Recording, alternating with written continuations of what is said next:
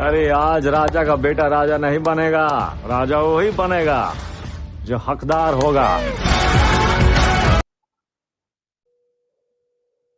नमस्कार विद्यार्थी मित्रों, जय हिंद, नमस्ते।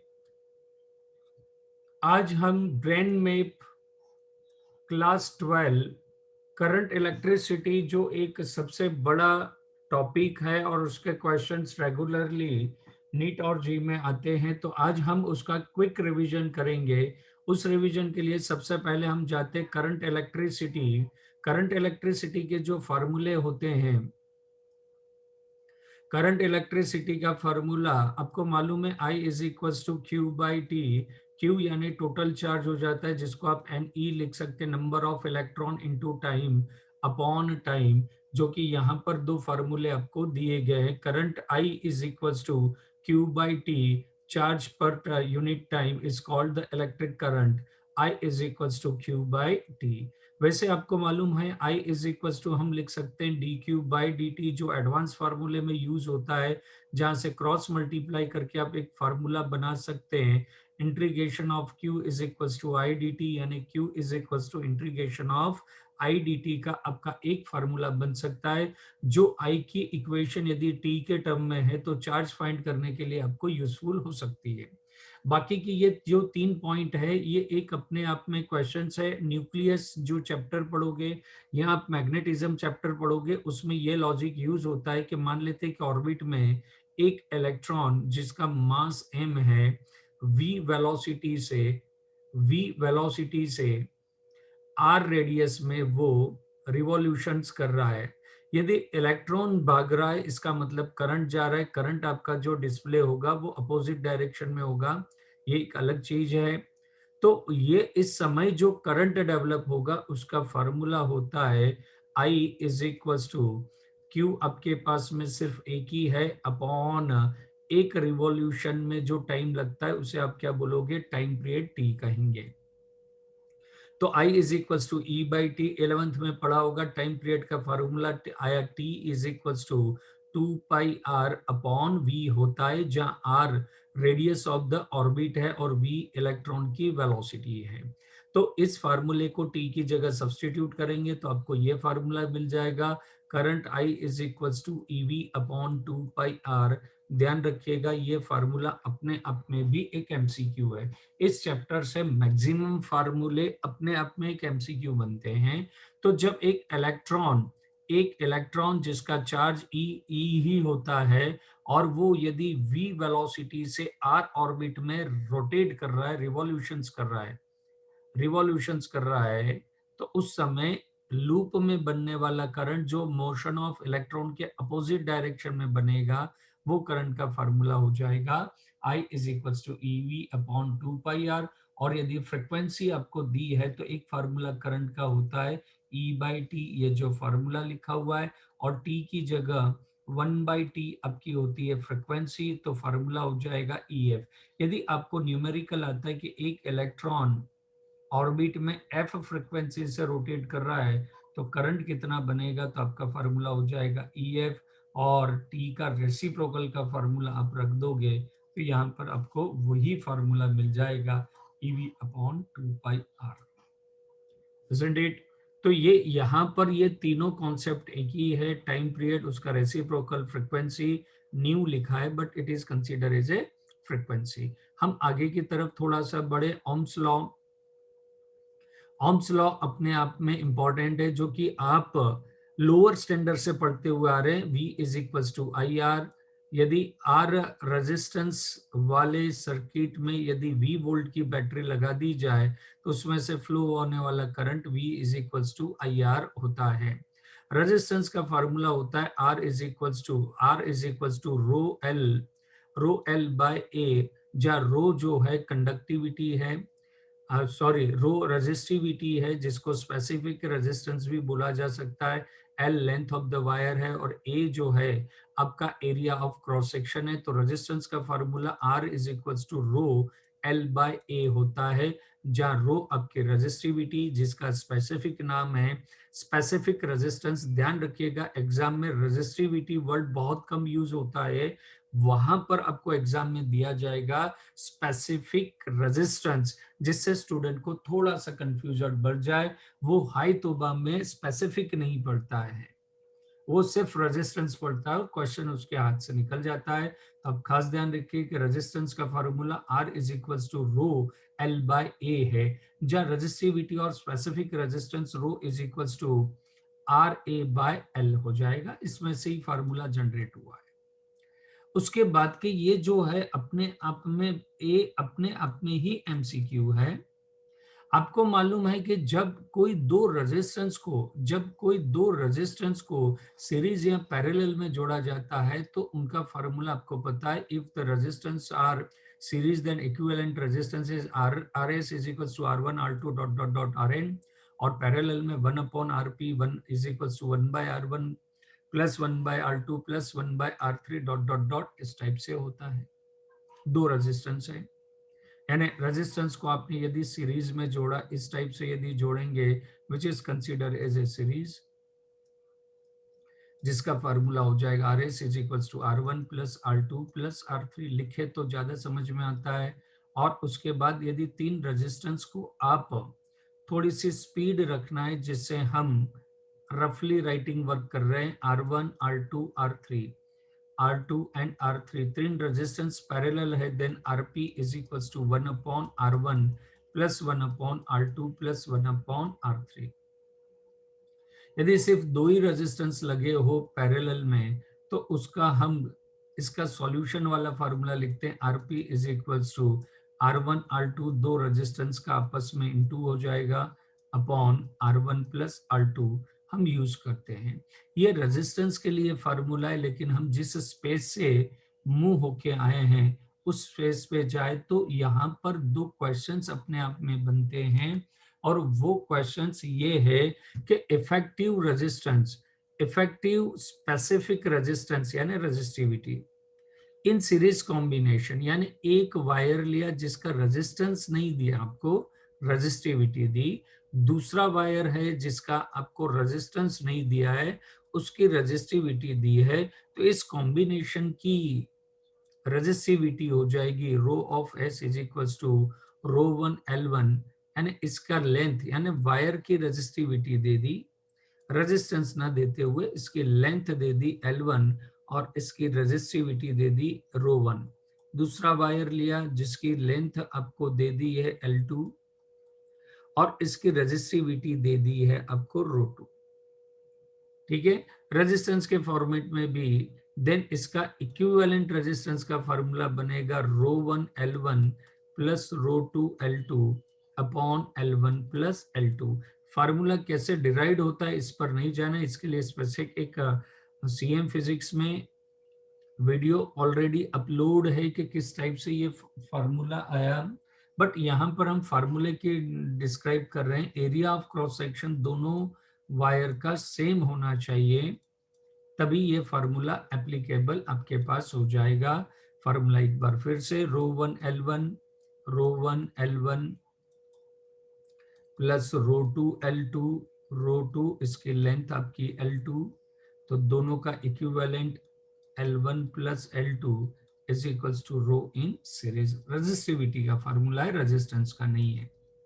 और वैसे ही पैरेलल में हो जाएगा तो उस समय लेंथ सेम होनी चाहिए कि एक आपने रोड ली जिसकी length L, area of cross section इसका ले लिया A1, रेजिस्टिविटी रो 1, दूसरा वायर ले लिया जिसकी लेंथ तो L ही है लेकिन rho 2, area of cross section A2, दोनों को पैरेलल जोड़ दिया, then equivalent is equals to कितनी हो जाएगी A1 plus A2 into rho 1 rho 2 upon A1 rho 2 plus A2 rho 1। जब नीट में क्वेश्चन पूछा था, इसका प्रीवियस स्टेज पूछा था, तो इसका आंसर हो जाएगा A1 A2 अपॉन, ये डिनोमिनेटर में ले गए A1 बाय रो 1 प्लस A2 बाय रो 2, ये आपका आंसर था। एलसीएम बेलसीएम ले लेंगे तो अभी जो आपको स्क्रीन पर आंसर दिख रहा है वो आंसर आएगा।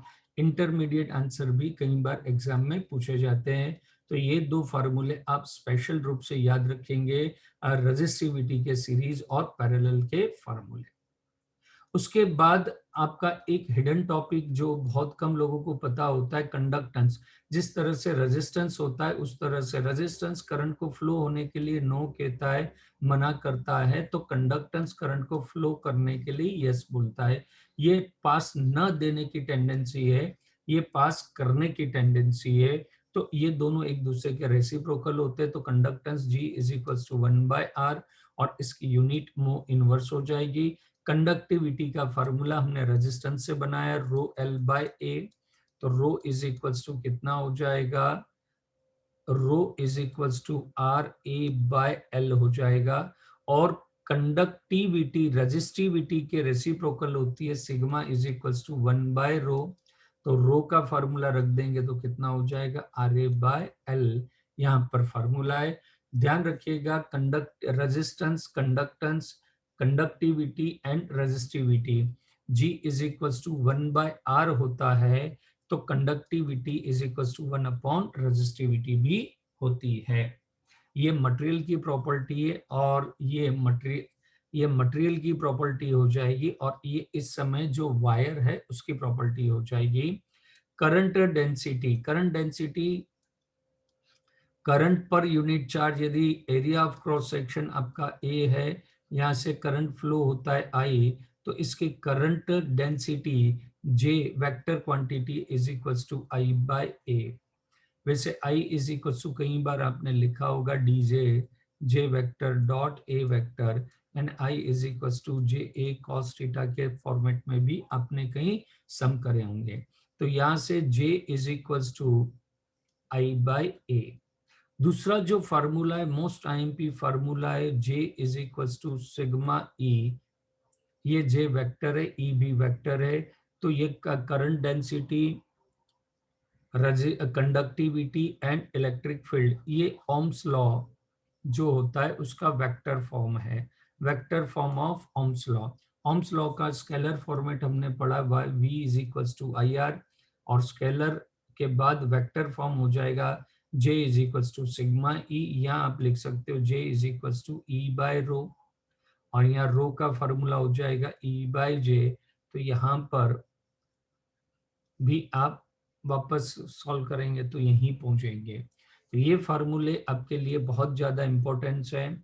यहाँ के बाद हम इस तरफ से जाएंगे, ड्रिफ्ट वेलोसिटी। जब किसी वायर पे आप यदि बैटरी कनेक्ट करते हैं, मतलब एक्सटर्नल इलेक्ट्रिक फील्ड लगाते हैं, तो इलेक्ट्रॉन की जो मूवमेंट होती है वो कोलेशंस होती है। उस समय उसने जो वेलोसिटी एक्वायर करी उसको बोली जाती है ड्रिफ्ट वेलोसिटी। तो वैसे ये फार्मूला ओरिजिनल फॉर्मेट में VD, modulus of VD is equals to E by M into tau। E is a charge of electron, E is applied electric field, mass of electron, and T is called the relaxation time tau। ठीक है। और वैसे VD का formula आप original लिखें तो VD is equals to minus E/M होता है, because the charge of electron is negative and tau, which is indicates that the electron flow in opposite direction of electric field। आपने जो electric field लगाई है, ये जैसे वायर है, wire में इलेक्ट्रिक फील्ड आप किस डायरेक्शन में लगेगी, पॉजिटिव टू नेगेटिव, तो इलेक्ट्रॉन मूव करेगा नेगेटिव टू पॉजिटिव। ये दोनों की मूवमेंट एक दूसरे के अपोजिट है। ठीक है, इलेक्ट्रॉन की मूवमेंट इलेक्ट्रिक फील्ड के अपोजिट, और डायरेक्शन की बात करें तो इन दोनों का डायरेक्शन एक दूसरे के अपोजिट है, इसलिए माइनस साइन आ रहा है। इसलिए यहाँ मॉडुलस लगा के चले तो ये फार्मूला राइट है, विदाउट मॉडुलस आपको माइनस टिपिकल के सिचुएशन में करना होगा। Mobility, the drift velocity per unit electric field is called mobility, mu e is equals to VD/E। यहाँ पर हम J का एक फार्मूला डिस्कस करेंगे, J is equals to NE/VD। वैसे I का फार्मूला यहाँ से एक बन जाएगा, I is equals to NEA/VD। VD नहीं है, VD है, ड्रिफ्ट वेलोसिटी है VD, तो I is equals to NEA/VD। ठीक है, कई लोग इसको याद करते हैं, सर भी याद करवाते हैं वीना। ठीक है, वी ना I is equals to we ना, अपने अपने तरीके होते हैं वी ना, और यहाँ पर डी लिख देंगे तो ड्रिफ्ट वेलोसिटी का फार्मूला हो जाएगा। यही फार्मूला यहाँ पर यूज करा है, और ये मोस्ट आईएमपी लोकेशंस बनती है जहां से एक फार्मूला डिराइव होता है। 1 2 3 4 चार फार्मूले बनते हैं, तो एक क्वेश्चन इजीली बन जाता है which one of the formula is not correct, और ये इनमें से कोई से भी 3 दे देंगे और एक चौथा रॉन्ग फार्मूला दे देंगे। तो यहां से ये जो फार्मूला बना हुआ है ये वही फार्मूला है, क्या है, I इज इक्वल टू, अभी जैसा बताया आपको, वी ना N E A V D, drift velocity, drift velocity का फार्मूला रख देंगे ई बाई टाउ। तो आपका next formula N E tau by M, जो कि यहाँ लिखा हुआ है। फिर ये ड्रिफ्ट वेलोसिटी का फार्मूला यहाँ से रख दोगे, V D is equal to mu E, तो आपका ये फार्मूला बन जाएगा। और ई की जगह लास्ट लेक्चर में भी बताया था वी बाय एल होता है, तो इसी फार्मूले में वी बाय एल से, अभी नो डाउट इजी लगता है, लेकिन एक basic formula I is equal to N E A V D, drift velocity का formula E by M into tau, drift velocity का मोबिलिटी के टर्म में formula mu E, mobility of electron into E, और E का एक और formula we by L. यदि इस क्वेश्चन से, इस फार्मूले से क्वेश्चंस बनता है तो बहुत टिपिकल टाइप सा क्वेश्चन बनेगा, number density of electron, charge of electron, area of cross section, mobility of electron, potential difference across the wire of the length. ये तो क्वेश्चन बड़ा सा बनता है, बाकी सबका मल्टीप्लाई है और डिवाइड करना रहेगा एल से। रिलैक्सेशन का फार्मूला यहां से आप बनाओगे तो टाउ, रिलैक्सेशन का फार्मूला एक होता है sigma is equals to N E square tau by M. एक बेसिक फार्मूला याद रखो, सिग्मा को आप 1 बाय रो लिख सकते हो, तो रो का फार्मूला इसको रेसिप्रोकल करने से बन जाएगा M upon N E square by tau. और इसी फार्मूले में आप इसकी वैल्यू रख देंगे, तो रो की वैल्यू यहां से रख दे रेसिप्रोकल करके, तो फार्मूला बन जाएगा R is equals to M L upon N E square tau A. ये अपने आप में, जैसे पहले कहा था कि अपने आप में सिंपल फार्मूले ये, और काइनेटिक थ्योरी ऑफ गैस में से सीधे सीधे फार्मूले भी कई बार पूछ लिए जाते हैं। तो ये सेक्शन और ये और इसके ऊपर का फार्मूला जो है आपके लिए काफी यूजफुल हो सकता है। अब हम हमारे लेक्चर को थोड़ा सा आगे की तरफ बताते हैं। इलेक्ट्रिक पावर का basic formula P is equals to 6 standard, आप याद रखें VI 6 स्टैंडर्ड। वोल्टेज की जगह ओम्स लॉ का IR रख दोगे तो फार्मूला हो जाएगा I स्क्वायर R, और I की जगह आप क्या रख दोगे V बाय R, तो फार्मूला हो जाएगा V स्क्वायर बाय R। तो पावर के 3 फार्मूले VI I square R V square by R. यहां पर आपको एक फार्मूला और याद रखना पड़ेगा जूल हीट का। Joule heat, power is equals to work upon time is equals to energy upon time. तो जूल हीट जो हो जाएगी उसका फार्मूला हो जाएगा पावर इंटू टी। तो पावर के फार्मूले में टी लगाते जाओ, जूल हीट का फार्मूला बन जाएगा VIT। H is equals to क्या हो जाएगा I square RT, and H is equals to V square by R into T. ये इसमें T का इंटू कर दे तो जूल हीट के फार्मूले बन जाएंगे, दोनों एक साथ व्यू लेते जाएंगे। नेक्स्ट हम आगे बढ़ेंगे, variation of resistance with temperature. आपको मालूम है कि मेटल जो है, मेटल का यदि आप टेम्परेचर इंक्रीज करते हो तो उसका रेजिस्टेंस भी इंक्रीज होता है। जबकि आपको अच्छी तरह से पता होगा कि सेमीकंडक्टर लेते हैं तो उसका टेम्परेचर इंक्रीज करने के साथ रेजिस्टेंस डिक्रीज होता है। ठीक है, तो उस समय जो टेम्परेचर का, मेटल का वेरिएशन सारे मेटल में एक जैसा नहीं होता है, आपको पता है। तो रेजिस्टेंस का टेम्परेचर के साथ रिलेशन बताता हुआ RT is equals to R0 into bracket 1 plus alpha T minus T0, where T0 is a reference temperature.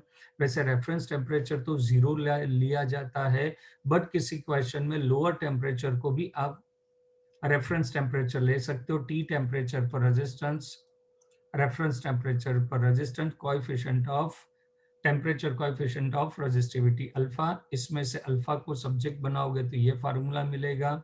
R2 इन्होंने R1 R2 लिया हुआ है तो उस हिसाब से R1 और R2 लिया हुआ है तो उस हिसाब से फार्मूला चलेगा। R2 is equals to R1 into bracket 1 plus alpha temperature T2 minus T1। इसको सॉल्व करके अल्फा को आप पर सब्जेक्ट बनाओगे तो ये फार्मूला आएगा। यदि याद ना हो तो वहां पर भी आप बैठ के बना सकते हो, थ्रो कर कुरा के आप बना सकते हो, कोई दिक्कत नहीं जाएगी। पर यदि आपका रेफरेंस टेम्परेचर 0 है तो T1 की जगह 0 रख दोगे तो ये फार्मूला आपके पास बन जाएगा। और T is equals to RT, ये जो हमने फार्मूला लिखा था उसका रेफरेंस टेम्परेचर 0 लेकर फार्मूला बनाया गया है। यहाँ पर एक खास ध्यान रखने की, जो एलॉय है उसकी रजिस्टिविटी टेम्परेचर डिपेंडेंट नहीं होती है। टेम्परेचर डिपेंडेंट के लिए एक ग्राफ बनता है resistivity versus temperature, metal, alloy और सेमीकंडक्टर। ये आपका हो जाएगा मेटल, ये हो जाएगा एलॉय और ये हो जाएगा आपका सेमीकंडक्टर। इसकी डिक्रीज होती है टेम्परेचर के साथ, इंक्रीज होती है।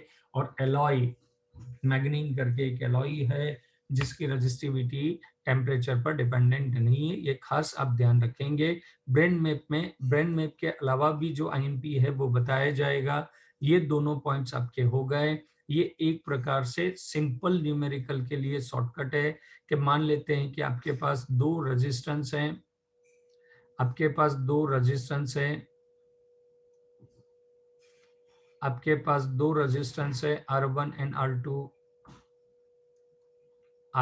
एंड R2, यदि उसमें से आपने करंट पास करा I, R1 एंड R2, तो इसमें से कितना करंट पास होगा, तो I1 is equals to, I1 है तो R2। देखिए ये इसके शॉर्टकट फार्मूले याद रखोगे कि I1 है तो आप लिखोगे R2 ब्रैकेट में, तो I upon R1 plus R2 तो होगा ही होगा, और I2 इज इक्वल्स टू कितना हो जाएगा, R1 into I upon R1 plus R2।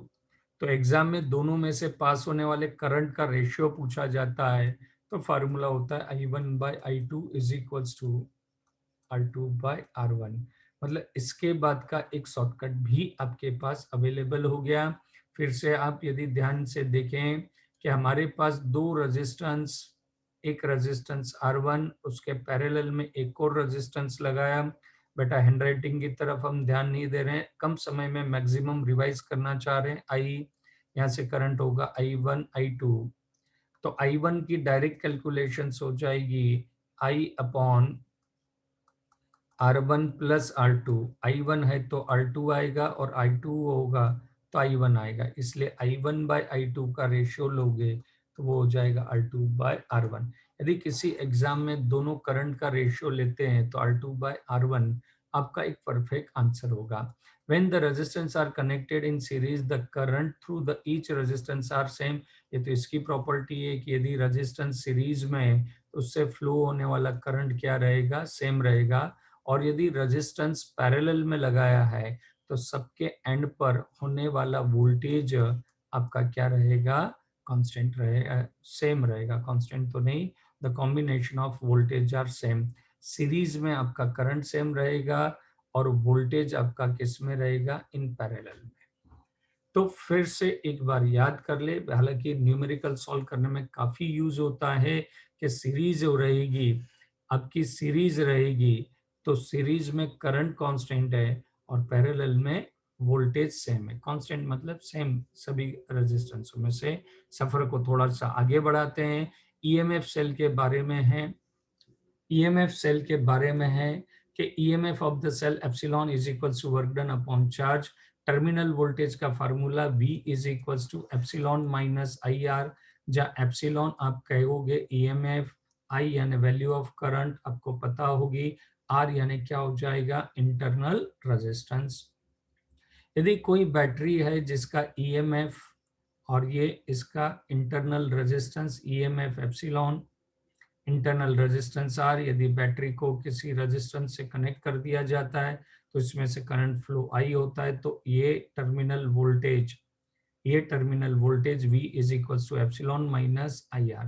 जब ये बैटरी डिस्चार्ज हो रही है, यदि बैटरी को चार्ज करेंगे तो करंट की डायरेक्शन अंदर की तरफ होगी, तब V is equal to epsilon plus IR आप फार्मूला यूज करेंगे, जो कि मेंशन दिया है terminal voltage difference when the current is being drawn, यानी डिस्चार्ज भी बोल सकते हो, from the cell V is equal to epsilon minus IR, where small r is internal resistance of the cell. यदि terminal potential difference when the cell being charge, ये cell discharge हो रहा है तो यहाँ माइनस आएगा, चार्जिंग हो रहा है तो यहाँ प्लस आएगा। क्यों? क्योंकि ये एनर्जी का कंजप्शन हो रहा है, ये इसको एनर्जी मिल रही है। इस फार्मूले के अंदर I की जगह V बाय R रखेंगे तो इंटरनल का फार्मूला आ जाएगा R resistance, internal resistance R is equal to external resistance epsilon minus terminal voltage upon V। किससे बनेगा? इसकी जगह V बाय R रख देंगे, उस समय आपको नया फार्मूला मिल जाएगा। द ग्रुपिंग ऑफ सेल्स बहुत अच्छा क्वेश्चन है। यदि आपने एक जैसे n सेल को सीरीज में जोड़ा है, ऐसे अपने n सेल्स ले लिए, सीरीज में जोड़ा है, ये सेल 1 सेल 2 ऐसे करते करते n सेल, यदि इसका एक्सटर्नल रेजिस्टेंस आपने R जोड़ दिया तो इसमें से मिलने वाला जो करंट होगा वो करंट आपका हो जाएगा I is equal to n into epsilon, n यानी नंबर ऑफ सेल, एप्सिलॉन यानी EMF ऑफ ईच सेल, सारे सेल सेम होने चाहिए, अपॉन R प्लस NR। ध्यान रखिएगा सीरीज में NR, क्योंकि करंट एक्सटर्नल रेजिस्टेंस से एक ही बार पास होगा और इंटरनल रेजिस्टेंस से हर बार पास होगा, इसलिए NR, टोटल रेजिस्टेंस NR हो जाएगा। और ऐसे ही M सेल को यदि पैरेलल बनाते हैं, पैरेलल कॉम्बिनेशन, तो I is equal to M epsilon upon, यदि M सेल को आपने पैरेलल जोड़ा है, ये सीरीज जोड़ा है, वैसे ही यदि आप पैरेलल जोड़ते हो कि एक सेल एप्सिलॉन R, ऐसा दूसरा सेल EMF आपके पास एप्सिलॉन R, ऐसे आपने M सेल जोड़ दिए, सबके आइडेंटिफिकेशन सेम है एप्सिलॉन, और एक्सटर्नल लगा दिया। तो अब देखिए यहां से जो करंट पास होगा एक्सटर्नल रेजिस्टेंस से सबका करंट पास होगा, और इंटरनल रेजिस्टेंस से एक बार पास होगा, तो यहाँ M से into Y, I is equal to M epsilon upon M R plus R, number of cell M लिए। यदि ऐसा मिक्स कॉम्बिनेशन होता है कि ऐसी रो भी है और ऐसे कॉलम भी है, मिक्स्ड कॉम्बिनेशन, तो I is equal to M number of row number of column into epsilon, सारे सेल सेम होने चाहिए, upon MR number of row जो है उसके साथ कैपिटल R और कॉलम जो है उसके साथ small r, that is the combination of grouping I is equal to MCR, N cell and M cell, यानी इसको आप क्या बोल सकते हो, इसको रो बोल सकते हो, इसको कॉलम्स भी कह सकते हैं। तो डियर स्टूडेंट्स, आपको इस चैप्टर के और बारीकी में एक किरचॉफ लॉ बचता है। किरचॉफ लॉ में क्या है? किरचॉफ के दो लॉ है, जैसे जानते हो, पहला लॉ है law of conservation of charge, और सेकंड लॉ हो जाएगा कंजर्वेशन ऑफ एनर्जी। बाकी sigma I is equals to 0, I is equal, इसको कई बार सिग्मा Q बाई 0, क्योंकि I is equals to Q by T उधर चला जाएगा, तो sigma Q is equals to 0, और लूप लॉ लग जाएगा sigma epsilon is equals to sigma IR।